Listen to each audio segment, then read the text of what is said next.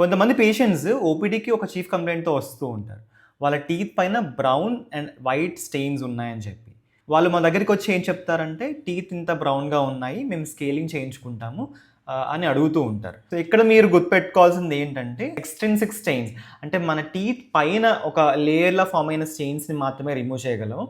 For example coffee stains గానీ, లేదా brushing సరిగ్గా చేసుకోకపోవడం వల్ల వచ్చిన స్టెయిన్స్ అయి ఉండొచ్చు. ఇక చిన్న పిల్లల్లోని క్రోమోజెనిక్ స్టెయిన్స్ ఉంటాయి. పర్టిక్యులర్ క్రోమోజెనిక్ బ్యాక్టీరియా అనేవి ఈ స్టెయిన్స్ కాజ్ చేస్తాయి.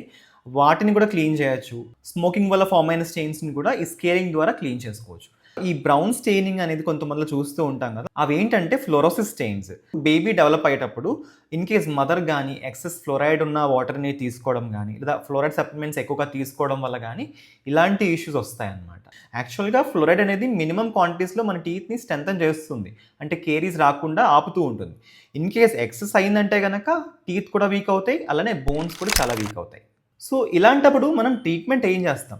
మైల్డ్ ఫ్లోరోసిస్ స్టెయిన్స్ ఉన్నప్పుడు బ్లీచింగ్‌కి వెళ్తూ ఉంటారు. సో, బ్లీచింగ్ ద్వారా కొంతవరకు ఈ స్టెయిన్‌ని మనం లైటర్ చేయొచ్చనమాట. ఇక మోడరేట్ టు సివియర్ ఉంది అంటే గనక కంపల్సరీ కాంపోజిట్ లేయరింగ్‌కి వెళ్ళాల్సి ఉంటుంది. లేదా వెనీర్స్‌కి వెళ్ళాల్సి ఉంటుందనమాట.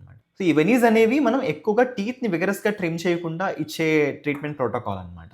అండ్ ఇంకొక ఆప్షన్ ఉంది. అదేంటంటే క్రౌన్స్. ఈ క్రౌన్స్‌లో మనం ఓవరాల్ టూత్‌ని ట్రిమ్ చేసిన తర్వాత పైన క్యాప్స్ అనేది వేయడం జరుగుతుంది.